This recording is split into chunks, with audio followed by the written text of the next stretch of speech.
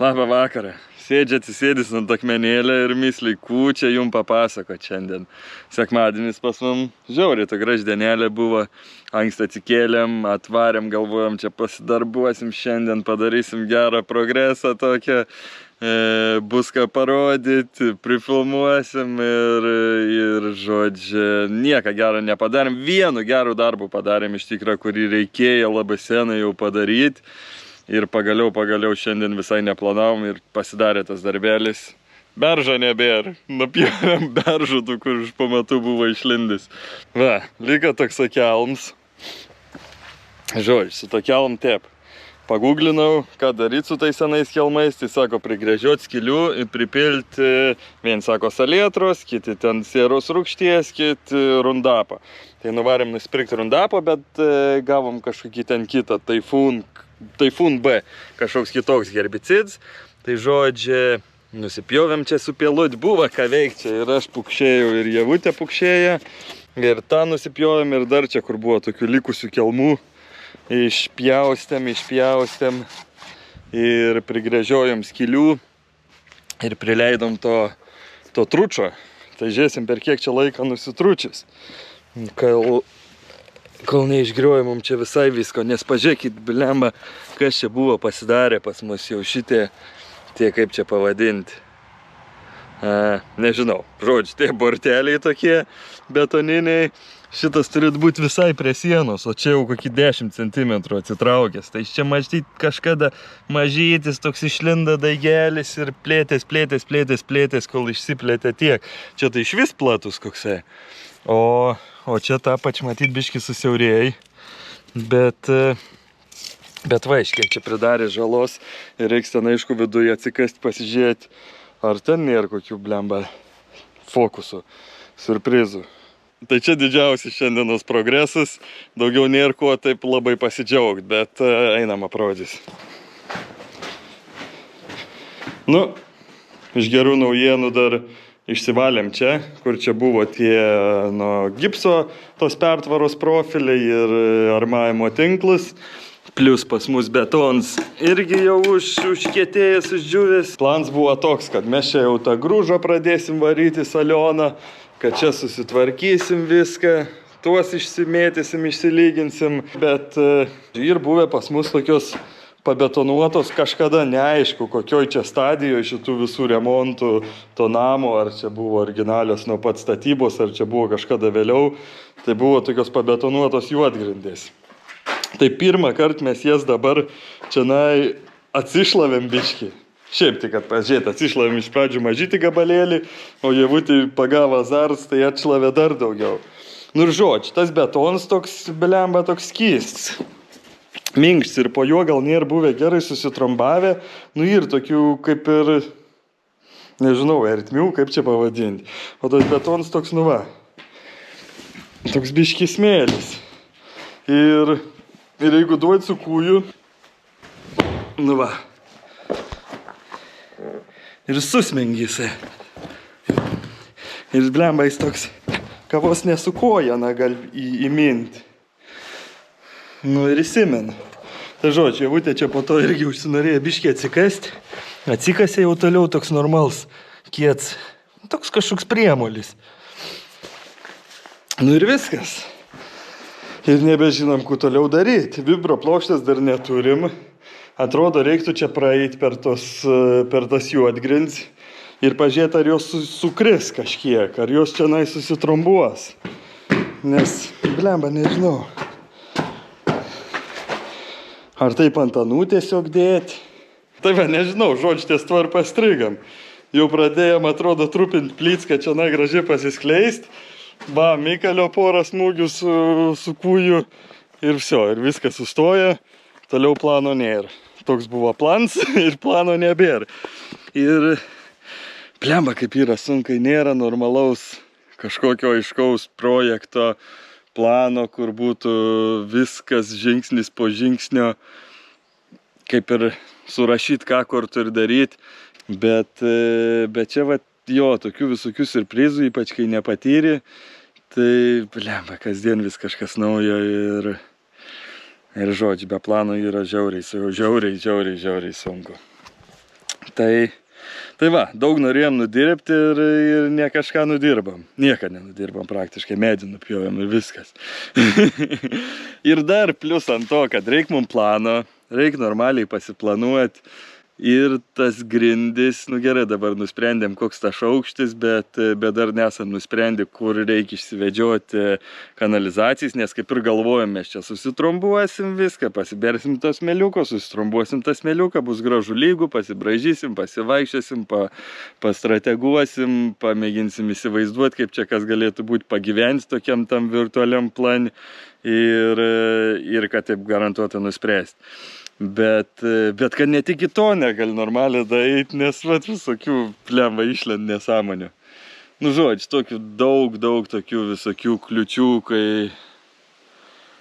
kai neturi planą, kai esi naujoks, ne naujoks, o žalis, nepatyris ir kažkas bam išlenda, kur reikia dabar namo googlinti.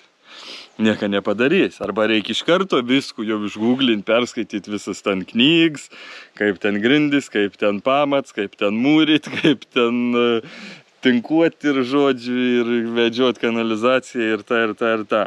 Bet dabar, žodžiu, kad dar kaip ir man toks išlindo dalyks, kaip ir mes neplanavom daryti kažkokios ekstra ventiliacijos šitam namui.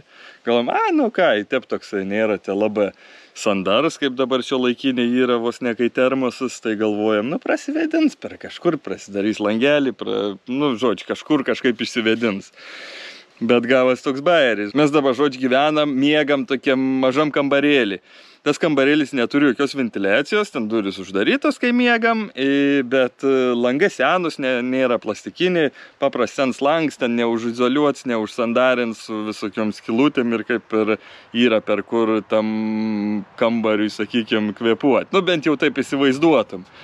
Bet kažkaip su broliu šnekėjom ten apie dujinį, apie pečių, apie tą, apie aną, apie krosnis ir sako, pas man yra šitas CO2 matuoklis. Sako, žiauriai įdomu pasimatuoti, per kaip greitai išsikvėpuoji deguonis, kaip greitai prisikaupi CO2 kambarį, patalpoj, kaip to jisai išsivedin, kas padėt, kas nepadėt, žodžiu, tokių įdomybių.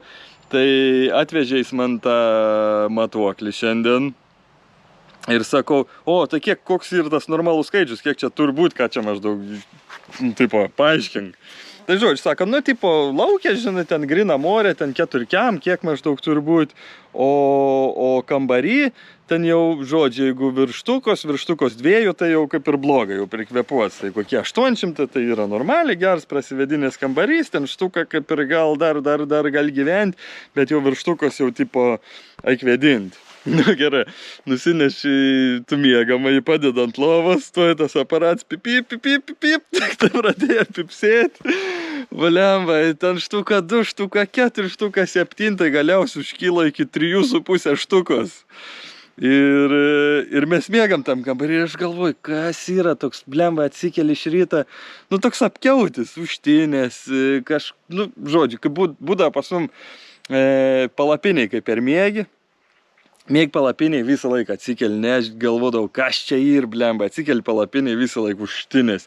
Atrodo, kaip būtume mes ten gėrę praeitą naktį, visą naktį ir vėl nežino, kada paryčiais nuėjo gulti ir tuoj pat atsikėlė po poros valandų ir žodžiu, su visom pasiekmėm.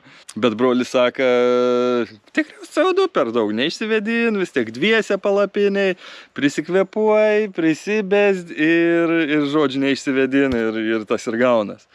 Nu tai va, tai žodžiu pasimatavom, kad ten pas mum 3,5 štukos, po to pravedinam, gan greitai nukrent iš tikrą, pradarė langs, išsivaikšta tas ors, viskas tvarkoj. Ir žodžiu, tas mūsų miegamąją kambariuks, gal, sakykim, kaip pusė mūsų čia, kur mokykloj, kad norim daryti miegamąjo. Ir blemba, mokykloj sakė, nedarysim to, prasidarysim langą, bet pas mum čia miegamajam tik tai vienas toks mažas langelis ir prasidara. Tas ir tas yra tokie tiesiog langai, bet jie nesidarinėjai. O tik va šitas prasidara į tą mūsų miegamąjį. Nu ir dabar galvoju, negi per žiemą reiks su tuo atviru langu miegoti. Šildyt, ten pleškint, kuriant ant elektros ranko ir po to išleidinėti tą šilumą. Tai žodžiu, dabar vėl kažkaip pradėt galvoti, gal reiktos kažkokios rekuperacijos, ar šiaip kokios vėdinimo sistemos, kad ir šiaip su ventiliatorium, kad ir anas ten netaupys labai mums tos šilumos, bet bent jau įleistų kažkokio ten to gryno oro, nes, paskaičiau, tada nuėjau googlinti, kokie ten tie kiekiai, ką ten reiškia, to CO2.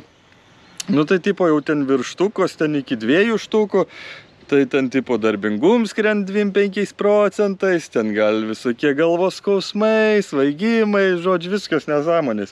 Ir galvoju, blemba, tokių tų simptomų yra. Ir kažkaip niekad nepagalvodavo, kad tiesiog tenai pragyventi, kokį, sakykim, tenai pramiegi 8 valandas, prasėdi dar ten kelis valandas, sakykim, namie. Ir tokiam tam iškvėpuotam orui, tokiam aukštam tam virš 2-3 štukų su to CO2. Blin, tai koks gali būti tas darbingums ir kokiu tu gali projektų prigalvoti labai šustrių, jeigu kvėpuoji ten savo tais bezdalais, sakykim. Nu tai va, tai žodžiu, dabar vietoj to, kad dar neturim nuotekų projekto, vandens, karšto šalto projekto, elektros projekto, nu gerai, čia elektrą daug maž išvedžiot, bet dar reiks kažko vis tiek. Kad neturim šildymo aiškaus projekto ir dar dabar reikia ant viršaus mums kažkur susiprojektuoti ventiliaciją. Aišku, gal mes dabar šiuo metu jos ir neturim sugalvoti, nes vis tiek ne pagrindim eina ir kaip ir grindis pasiklot, kaip ir galim, o tą viršui vis tiek lubose ten galim dalibdyti po to. Bet žodžiu, dar vienas galvos skausmas, kad po to būtų mažiau galvos skausmą, kad galėtum kvėpuoti grynu oru. Ir aišku, dar vienos išlaidos nenumatytos, neplanavom rekuperatoriaus. Reikia skirti daugiau laiką strategavimui ir planavimui ir visokiem braižymam ir apgalvojimam ir skaitimam tų visokių literatūros technologijų, kaip čia kas daros. Arba, aišku, kažkur tiesiog užsakyt, padarykit mum santechnikos planą, padarykit mum grindų šildymo tą planą, ventiliacijos kokį ten projektėlį, tai ten po to dar kokį nors čianai apželdinimo projektėlį. Bet dabar šiuo momentu mes turim daugiau laiko negu kad pinigų. Tai kaip ir atrodo geriau tada paskirti savo laiką ir bandyti išsiaiškinti tuos dalykus ir pasidaryti pačiam, negu kad išleisti tuos pinigus, kurių neplanavai išleisti. Ir ar kuriuos buvai suplanavęs kitiem dalykam ir tada galvoti jau kaip vėl tų pinigų prasimanyti, kaip anuos uždirbti. Tai žodžiu, geriau kol kas galvojam, kaip pasidaryti ventiliaciją ir grindis ir tą ir aną. Ir aš dabar esu toks užsibrėžęs, kad man reikia padaryti 3 serijas per savaitę. Pirmadienį, trečiadienį, penktadienį man reikia serijos. Ir atrodo, blemba, jeigu neišleistos serijos, nu toks bus blemba. Nu kažkaip atrodo, ne, aš jas prisižadėjęs nei ką, bet atrodo savo pasakiau, aha, darysim 3 serijas ir reikia daryti. Ir dabar taip blemba būtų abidna, nu nepadaryti ir nežinau apie ką daryti tą seriją, jeigu aš sėdžiu ir googlin visą dieną. Ką nors sugalvosim.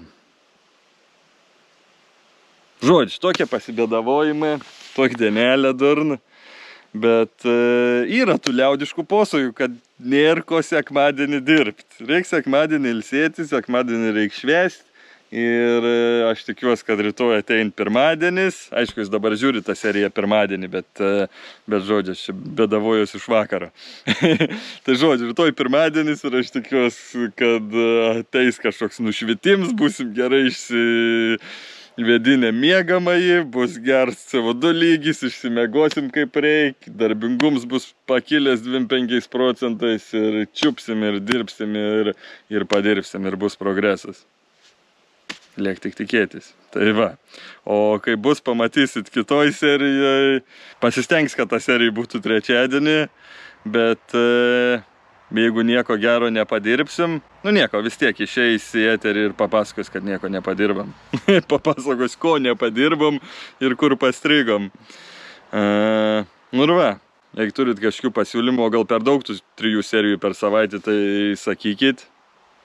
Ar reikia trumpesnių, ar reikia ilgesnių, ar reikia daugiau darbų, ar reikia daugiau plepalų, bet kol kas, žodžiu, kaip išein, taip išein, o po to kažką sugalvosim. Nu tai va, dėkui, kad išklausėt ir ką, susimatysim kitoj serijoje, kaip visuomet. Čiau!